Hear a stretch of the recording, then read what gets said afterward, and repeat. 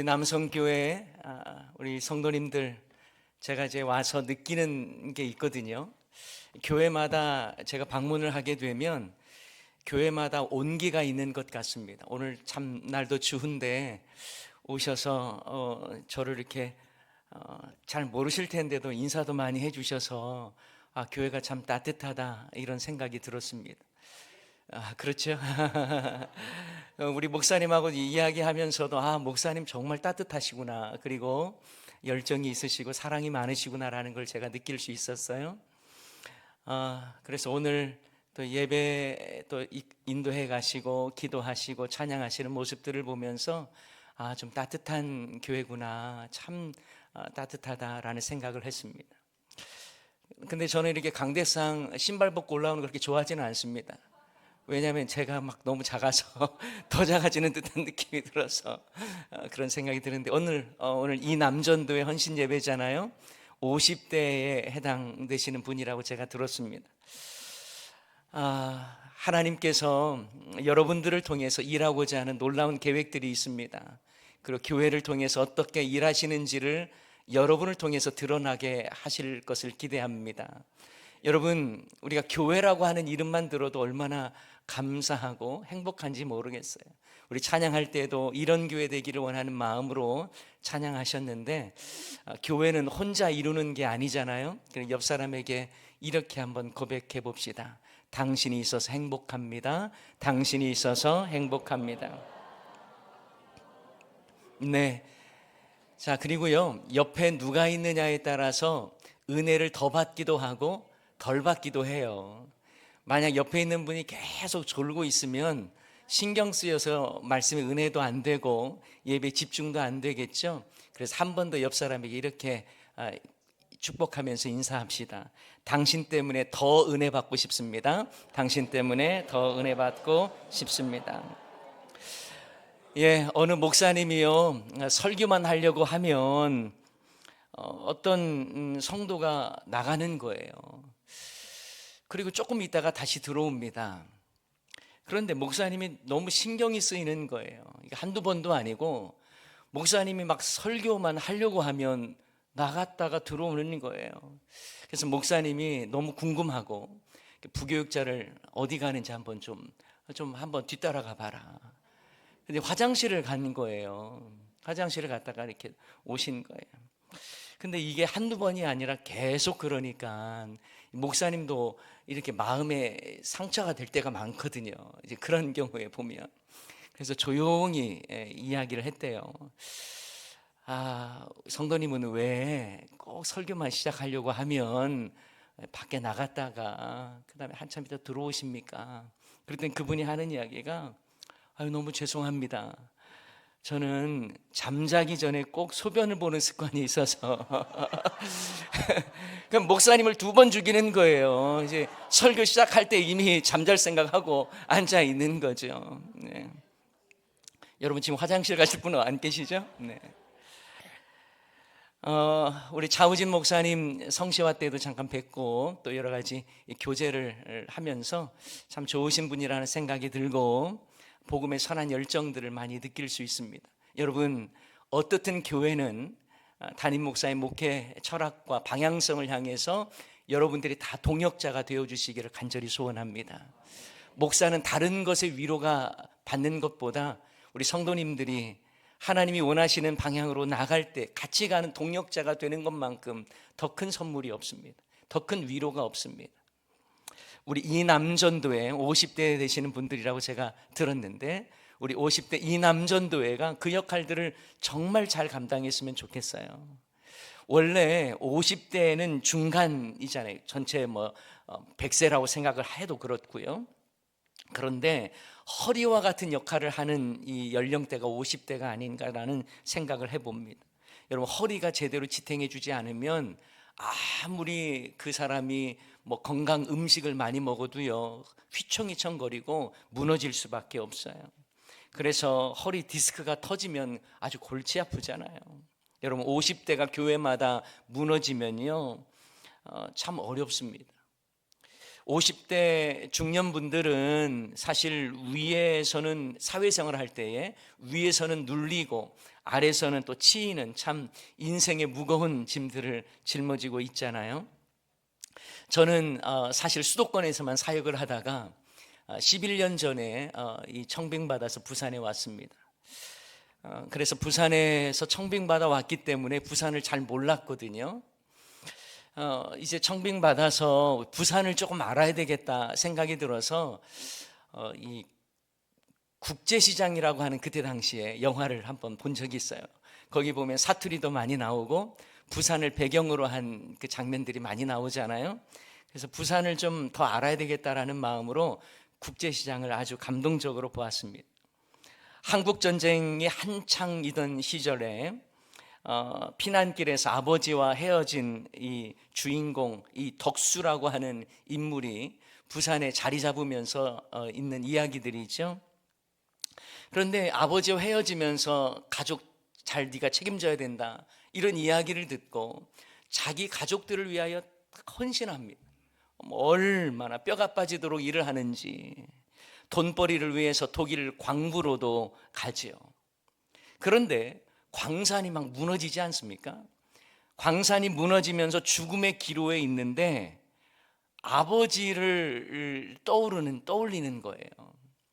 근데 아버지가 막 있는데 이 덕수라는 인물이 아버지를 향해서 이렇게, 참 죽음의 기로에 선 상황에서 이렇게 이야기합니다. 저는 사투리 잘 못합니다. 그러니까 알아서 들으십시오. 아버지, 사는 게 힘듭니다. 힘듭니다. 너무 힘듭니다. 이야기를 하는 거예요. 저는 이 대사가 제 마음속에 확 와닿았습니다. 그렇구나. 우리의 인생살이가 정말 힘든데, 특별히 이제 50대를 살아가는 우리 중년의 우리 이 남전도의 분들도 얼마나 힘들겠습니까? 가정의 가장으로서 살아가고 교회에서 또 참 여러 가지 일들을 중심적으로 해가야 되는 여러분들 얼마나 힘드십니까? 하지만 꼭 기억하십시오. 여러분의 삶 가운데에 늘 하나님이 함께 하시고, 여러분을 통해서 여러분의 가정이 살아나고, 여러분을 통해서 교회가 살아나고, 여러분을 통해서 여러분의 직장이 살아나는 놀라운 역사가 여러분을 통해서 일어나기를 간절히 소원합니다. 여러분, 이 시대를 살아가는 우리 남성, 특별히 이 남전도회를 향해서 한번 격려하면서 박수 한번 쳐주면 참 좋을 것 같아요. 자, 이제 박수를 받으셨으니까 이제 부담이 되는 이야기 좀 하겠습니다. 여러분, 헌신 예배 우리가 드린다고 하는데 과연 헌신이라고 하는 단어를 어떻게 여러분 사용하고 계세요? 사람들은 헌신이라는 말을 많이 하지만 과연 삶으로 헌신하느냐를 제가 여쭤보고 싶습니다. 여러분, 헌신이라고 하는 단어는요, 자신을 드리는 거예요. 자신. 헌신 예배를 드렸다고 해서 헌신하는 게 아닙니다. 여러분의 삶을 드리는 거예요. 과연 헌신 예배만 드리느냐, 아니면 여러분의 삶이 정말 자신을 드리는 헌신이 되느냐라고 하는 것은 여러분의 삶 가운데 계속해서 도전받고 내가 내 자신을 하나님께 드려야 되겠다라고 하는 마음으로 계속 살아가야 하는 것입니다. 여러분, 우리가 제자가 된다는 것도 비슷한 의미예요. 말로 제자 되는 경우는 없습니다. 삶으로 증명되어야 합니다. 말로만 제자가 되는 사람은요, 그냥 입 바른 소리만 하는 거예요. 훈련을 받아야 제대로 쓰임 받을 수 있는데 훈련도 안 받아요. 그러면서 제자가 되겠대요? 아니라는 것입니다. 제자가 된다고 하는 것은 기본적으로 희생을 전제합니다. 여러분의 시간의 희생, 물질의 희생, 여러분의 삶에 있어서 우선순위의 가치를 알고 희생하는 것이 너무나 중요하다라는 거예요. 그리고 우리 이 남전도회잖아요. 다른 기관도 마찬가지일 겁니다. 전도회. 제가 예전에 한번 우리 성도님들에게 그런 이야기를 한 적이 있어요. 전도 안 할 것 같으면 전도회라는 말을 붙이는 건 좀 그렇지 않습니까? 전도회 안 하고 그냥 모여서 노는 것이 주 목적이라면 그냥 우리 솔직하게 친목회를 합시다. 이남 친목회 뭐 이런 식으로 합시다. 아니 이름은 전도회라고 하면서 함께 모여서 전도할 이런 열정이 전혀 없어요. 어떻게 하면 전도회가 살아날 것인가에 대한 고민, 그리고 어떻게 하면 영혼 구원할 것인가에 대한 열정이 없어요. 그냥 이름만 전도회예요. 그건 아니잖아요. 그래서 전도를 하든지 아니면 친목회로 바꾸든지, 한 기관도 친목회라고는 안 바꾸더라고요. 여러분 전도하셔야 됩니다. 영혼 구원하셔야 됩니다. 그래서 이름만 전도회 하지 말고 정말 여러분의 삶 속에 영혼 구원하고자 하는 열망들도 충만할 수 있기를 또 축복합니다. 자, 오늘 이 시간에 저는 여러분에게 이런 질문으로 말씀을 좀 소개하고 싶습니다. 여러분은 왜 예수님을 따르고 계십니까? 이 원론적인 질문입니다. 여러분은 왜 예수님을 따르고 계십니까? 참된 제자의 삶이 무엇인가에 대한 말씀을 전하면서 오늘 여러분에게 질문을 드리는 것입니다. 왜 여러분은 예수님을 따르시려고 합니까? 오늘 본문의 시작은 이렇게 시작합니다. 오늘 18절에 이렇게 나와 있죠. 예수께서 무리가 자기를 애워싸는 것을 보시고 건너편으로 가기를 명하셨대요. 여러분, 만약 예수님께서 인기를 중요하게 생각하셨다면 무리들이 애워싸는 것을 즐기셔야 돼요. 무리들이 애워싸면 이제 조직을 좀 형성하고 뭔가 파워풀한 뭔가를 이루기 위해서 체계를 잡으셔야 됩니다. 그런데 예수님께서는 무리들이 애워싸 모이고 함께 이렇게 애워싸는 걸 보시고 건너편으로 가기를 명하셨다는 겁니다. 예수님의 목적은 인기에 있지 않습니다. 모여드는 무리들이 얼마나 많은가에 대해서 그것이 예수님의 사역의 목적이 아니셨습니다. 여러분, 예수님께서는 팬 관리하고 정말 V자 그리면서 내가 이렇게 인기가 많다 이거 하시려고 한 게 아니잖아요. 예수님은 자기 영광을 위해 사신 분이 아니에요. 그저 복음을 위해서 오셨고 복음이 되시기 위해서 이 땅 가운데 오셨습니다. 그래서 예수님은 오히려 인기가 높아지는 바로 그때에 그들을 떠나서 건너편으로 가기를 원하셨습니다. 여러분, 교회 생활하면서 마찬가지 아닐까요? 많은 분들이 나를 알아주지 않으면 서운해합니다. 나를 알아주지 않는 것 때문에 시험 들기도 합니다. 그래서 가장 많이 시험 드는 그런 행사가 뭐냐면 직분자를 직원 선출하는 그런 일. 그래서 내가 그거 안 되면 나를 몰라준다 이렇게 생각하고 시험 드는 경우들도 교회마다 많죠. 여러분, 내가 교회에서 좀 인기가 부족하면 어떻습니까?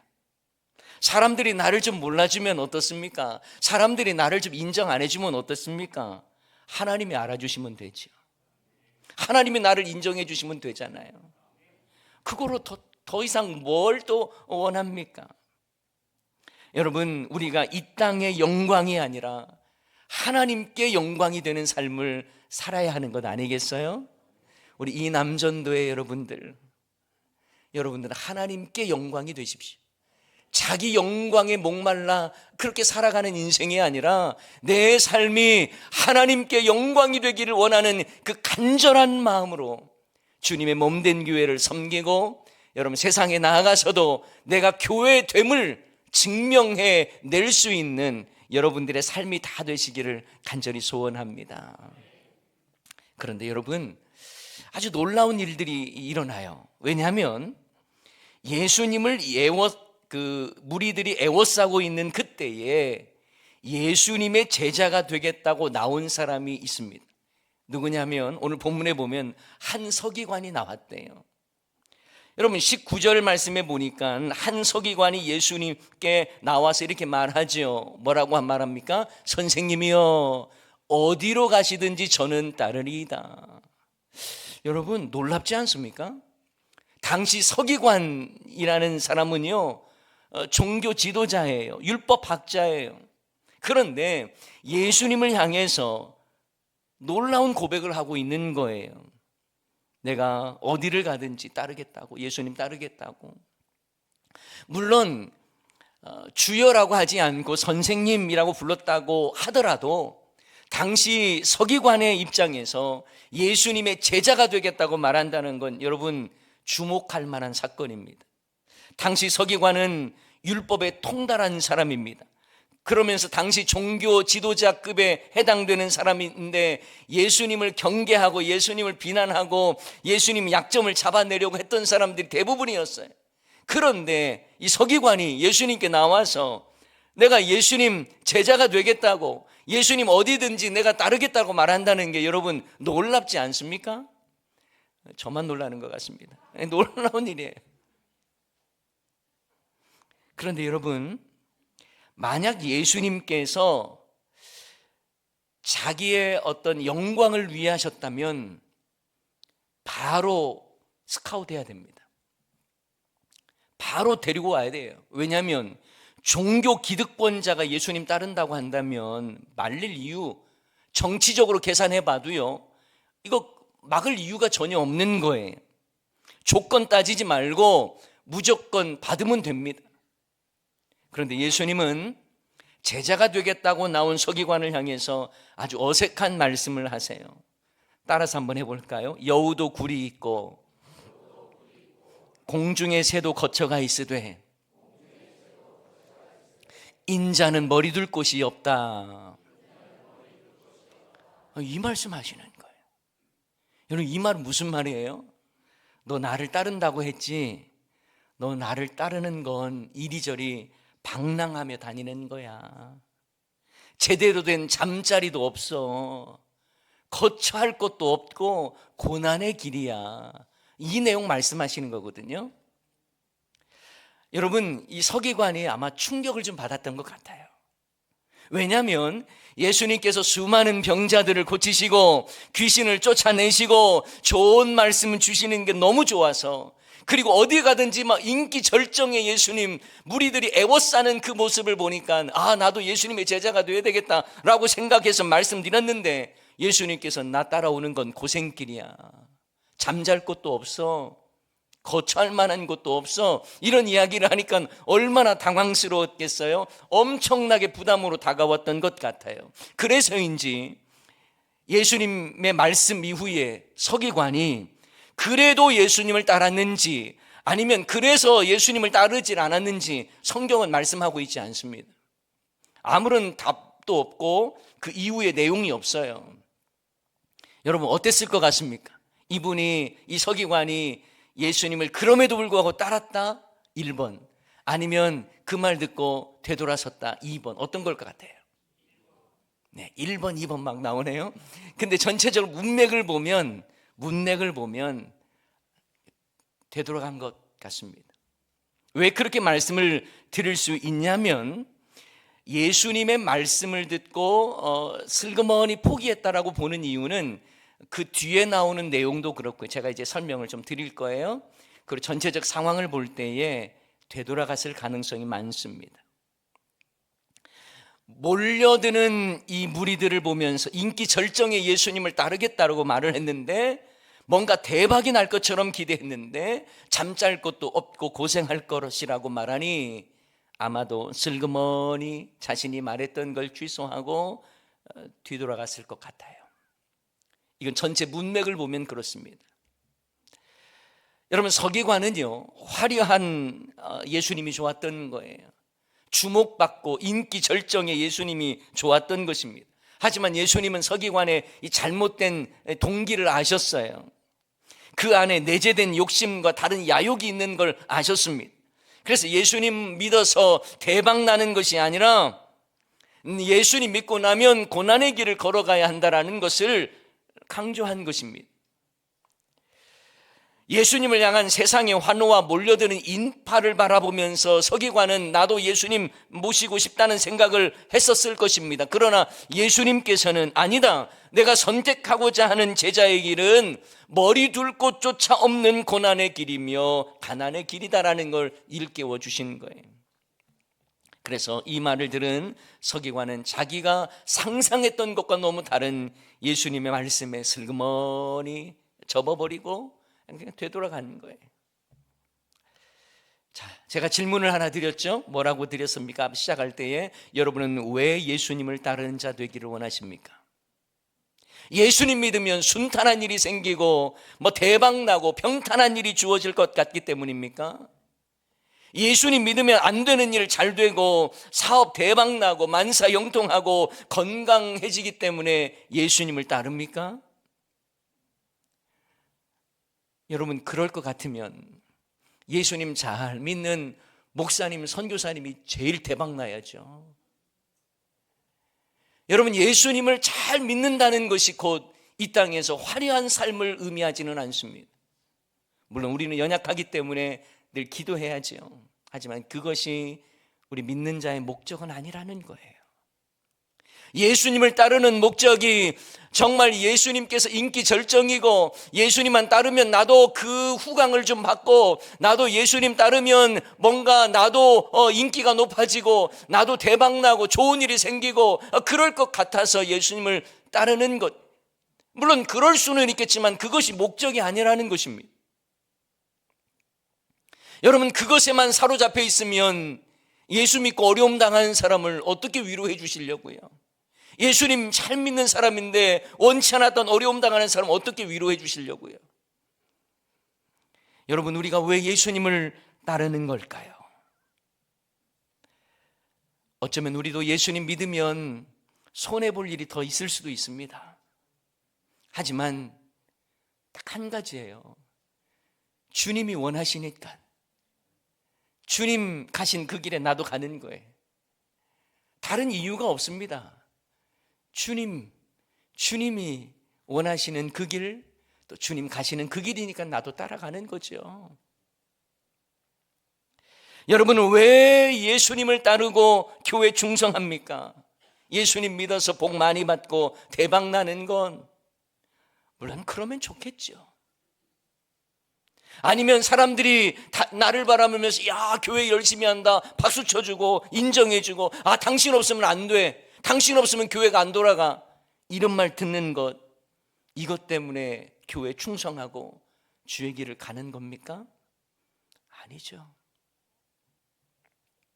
그냥 주님이 가시는 그 길 나도 가는 거예요. 어느 몽골 선교사님이 선교지로 가야 되는데 이제 자기는 괜찮고 사모님도 괜찮은데 이 딸 아이가 낯선 몽골 지역으로 선교를 간다는 게 마음에 너무 걸렸던 거예요. 그래서 이 아이한테 이 몽골에 대한 아주 좋은 이미지를 심어줘야 되겠다 싶어가지고 이 몽골의 그 푸른 초원 있잖아요, 그걸 사진을 딱 보여주면서 야야, 여기 몽골은 이런 곳이야, 몽골은 이렇게 말들도 있지, 너무 멋지지 않니? 근데 이 아이 반응이 시큰둥한 거예요. 그런데 이 아이가 이렇게 물어보더랍니다. 그런데 여기 엄마 아빠도 가? 물어보는 거예요. 당연하지, 엄마 아빠 가지. 그럼 됐어. 그러니까 몽골이라고 하는 것 자체를 아무리 포장하면서 좋은 모습으로 설명할 이유가 없는 거예요. 그냥 엄마 아빠만 가면 자기도 가면 된다는 거예요. 그러면서 이 선교사님이 느낀 바가 그거라는 거예요. 그렇구나. 그냥 주님 가시면 그냥 우리는 가면 그것이 바로 기쁨이고, 또 그곳에서 고생하고 힘들다 하더라도 부모님과 함께하면 이 아이는 그걸로 만족하는 것처럼 우리도 마찬가지라는 거예요. 예수님 믿고 내가 어떤 대박을 얻었냐, 이게 중요한 게 아니라 주님과 함께하는 것이 너무 좋기 때문에, 주님과 함께 있는 것이 너무 행복하기 때문에 주님과 함께하고자 하는 여러분 다 되시기 바랍니다. 이런 찬양이 있죠. 주님이 홀로 가신 그 길 나도 따라가오. 모든 물과 피를 흘리신 그 길을 나도 가. 험한 산도 나는 괜찮소. 험한 산도 나는 바다 끝이라도 나는 괜찮소. 바다 끝이라도 나는 괜찮소. 죽어가는 저들을 위해 죽어가는 저들 나를 버리길 바라오. 나를 버리길 바라오. 그 다음에 계속해서 아버지 이런 찬양이 있죠. 여러분, 험한 산도 나는 괜찮소. 바다 끝이라도 나는 괜찮소. 왜냐하면 주님이 홀로 가신 그 길 이제 나도 따라가겠습니다. 이런 고백이에요. 예수님께서 우리를 구원하시기 위해 가신 그 길, 십자가의 길이 바로 이러했잖아요. 우리 모두 나를 위한 그 길이 되어서는 안 되고, 그래서 우리도 주님을 위한 그 길, 주님 가신 그 길을 걸어가는 저와 여러분이 되어야 할 줄을 믿습니다. 자, 그런데 서기관 이야기 다음에 또 하나의 이야기가 나옵니다.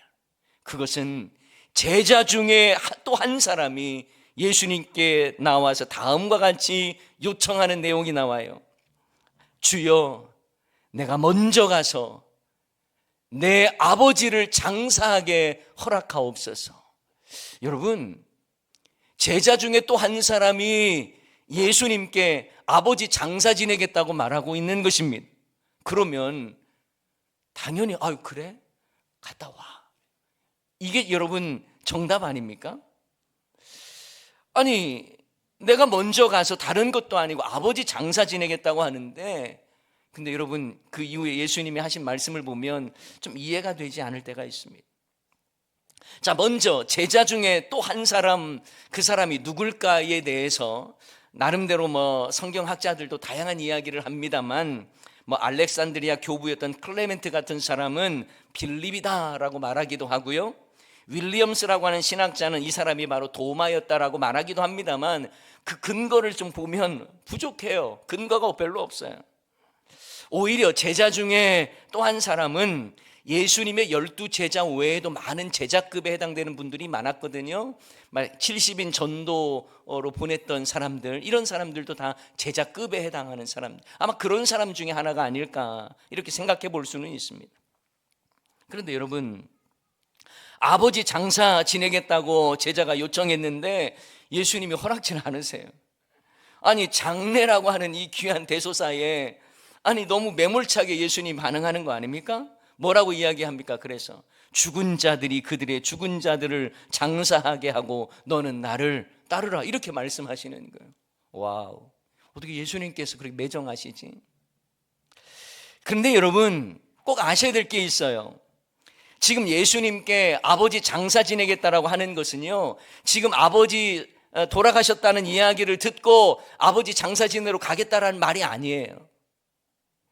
여러분, 두 가지 개념으로 좀 이해할 수 있어요. 첫 번째는 예수님을 따르던 제자가 정말 임종이 얼마 남지 않은 아버지가 갑자기 떠오른 거예요. 그래서 이 아버지 이제 곧 돌아가실 것 같으니까 내가 그 장례까지 다 하고 임종 잘 마무리하고 제가 오겠습니다, 이렇게 보는 견해가 있습니다. 또 한 가지 견해가 뭐냐면, 장례식이, 여러분 이스라엘의 장례식은요 1차, 2차가 있어요. 첫 번째 장례는요 그냥 돌아가신 분 돌무덤에 이렇게 안치하는 거예요. 이게 첫 번째 장례. 그럼 두 번째 장례는 뭐냐면, 그 시신이 다 부패하고 이제 썩게 되면 그 관에, 네모난 관에 이 뼈를 담습니다. 왜 그런 줄 아세요? 묘지가 너무 부족해요. 이스라엘 여러분 땅이 우리 남한의 5분의 1밖에 안 되거든요. 그런데 돌무덤을 하나를 샀다 그러면 그것은요 대대로 쓸 수밖에 없는 거예요.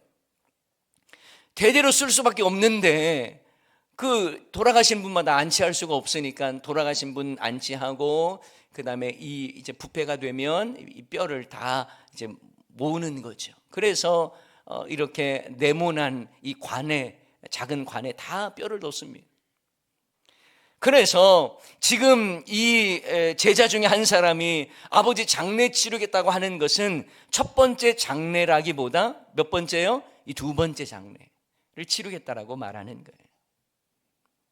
제가 왜 그렇다라고 이야기를 하냐면, 여러분, 두 번째 장례는요, 지금 당장 해야 될 게 아니에요. 유족들의 상황에 따라서 날짜 정해서 하면 되는 거예요. 임의로 정하면 되는 것입니다. 다시 말하면 이 제자는 아버지 장례하겠습니다라고 말하는 것은 지금 당장 아버지 돌아가셨다는 이야기를 듣고 말하는 개념이 아니라, 아버지 돌아가셨다라고, 이미 돌아가셨습니다. 그러나 두 번째 장례식을 치르겠다라고 하는 의미로 우리는 받아들일 수 있습니다. 왜 제가 그렇게 이야기를 하느냐라고 한다면, 전체 문맥을 볼 때 그렇습니다. 먼저 서기관이 예수님의 화려한 사역을 보면서 나도 예수님 따르겠습니다 라고 말을 했는데, 예수님께서 말씀하시기를 아니야, 너 고난의 길이야, 나를 따르는 것은 외로움의 길이야, 가난의 길이야 라고 말씀하신 거예요. 이 말씀을 듣고 서기관의 그 기대가 완전히 무너지기 시작한 겁니다. 그래서 실망함이 떠나갔어요. 그리고 곁에서 그 이야기를 들었던 제자들 역시 예수님의 말씀에 충격을 받는 거예요. 지금 내가 예수님을 따르면 정말 자신이 꿈꾸는 그 계획과 그리고 앞으로 화려한 삶이 주어질 거라고 생각을 했는데, 이거 예수님 만나서 예수님 따르면, 예수님의 제자가 되면 대박나는 길이 아니라 쪽박차는 길이겠다, 이런 생각이 드는 거예요. 그러다 보니 예수님의 제자로 있다가는 고생길이 환하거든요. 그래서 갑자기 아버지의 미뤄두었던 두 번째 장례가 생각이 나는 거예요. 그것을 변명 삼아서 제자의 길을 포기하려고 했다고 보는 것입니다. 물론 여러분, 이것은 성경 해석에 있어서 다양한 해석들이 있을 수가 있습니다만, 제가 파악하고 또 자료를 찾아볼 때에 이렇게 해석하는 것이 합리적이다라는 생각이 들어요. 그래서 예수님은 죽은 자들이 죽은 자들을 장사하게 하고 너는 나를 따르라 라고 말씀하신 거예요. 여러분, 우리는 오늘 본문을 통해서 제자가 되려고 했던 서기관, 그리고 이미 제자라고 하는 그룹에 속해 있던 이 제자 중에 또 한 사람의 모습을 보았습니다. 그러나 그들은 예수님을 떠날 이유를 찾은 사람들입니다. 저는 여러분에게 이 시간 묻습니다. 여러분은 왜 제자가 되려고 합니까? 내 자신에게 그 어떠한 영광이 주어지지 않아도, 남들이 나를 몰라줘도, 주님과 그 길을 걸어가면 어떠한 어려움이 닥칠지 몰라도, 그럼에도 불구하고 주님과 함께하는 것이 나에게는 기쁨이고, 나를 구원하신 주님을 향해서 내 인생의 방향을 정하는 것이 내가 나아가야 할 길이라는 것을 분명히 믿기 때문에 그 길을 주저하지 않고 따라가는 저와 여러분이 되어야 할 줄을 믿습니다. 우리가 예수님을 따른다고 하는 것은 내 꿈을 내려놓고 주님의 꿈을 꾸는 거예요. 자신의 욕심을 내려놓고 주님의 마음으로 채움을 받는 것입니다. 그래서 주님이면 충분한 거예요. 내 환경에서 얼마나 주님 따를 때에 얻어지는 것이 맞느냐가 목적이 아니라, 그저 주님이 함께 하니까 좋고, 내가 그 안에 있다는 것이 행복하고, 주님이 사랑하는 이 교회 가운데 내가 속해 있다는 것이 너무 감격스러운 것입니다. 지금으로부터 한 19년 전의 일입니다. 저와 매우 친했던 선배 목사님이 담임 목회하다가 부산 지역에 있었습니다. 큰 교회에서 목회하시다가 부임하신 지 1년 만에 심장마비로 돌아가셨어요. 저와 아주 친한 관계였기 때문에 저 역시 큰 충격이었습니다. 그런 심란한 상황에 또 장례식도 제가 또 참여해서 참 마음이 무겁더라고요. 그래서 이제 집에 와서 이제 첫째 아이를 초등학교 이제 학교까지 바래다 줄 일이 있었습니다. 그래서 제가 제 큰 딸에게 이렇게 물어봤어요. 얘야, 우리 아이들도 그 목사님을 잘 알기 때문에, 얘야, 아빠도 그 목사님처럼 갑자기 죽으면 어쩌지? 이런 질문을 한 거예요. 근데 당시 초등학교 1학년이던 저희 딸아이가 감수성이 좀 많거든요. 이 아이가 갑자기 막 우는 거예요. 울먹이면서 아빠 죽으면 안 돼요 막 그러는 거예요. 그 말을 딱 듣는데 제 마음이 그냥 감동이 확 되더라고요. 가슴이 좀 뭉클해지고요. 그런데 제가 그 다음에 질문을 하지 말아야 되는데 해버린 게 하나 있어요. 그게 뭐냐면, 왜 아빠가 죽으면 안 되지? 이렇게 물어봤어요. 그랬더니 제 딸아이가 울먹이면서 아빠가 죽으면 앞으로 차는 누가 운전해요? 그러는 거예요. 아빠가 죽으면 이제 차는 누가 운전하냐? 와우, 이 감동이 확 사라지더라고요. 나는 사랑받는 우리 집 운전기사였구나, 이게 느껴지는 거예요. 여러분, 제가 왜 이런 이야기를 드릴까요? 우리 귀하신 남성교회 여러분, 특별히 우리 이 남전도회 여러분이 다시 여쭤보고 싶습니다. 여러분은 왜 예수님이 필요하고 예수님을 따르려고 합니까?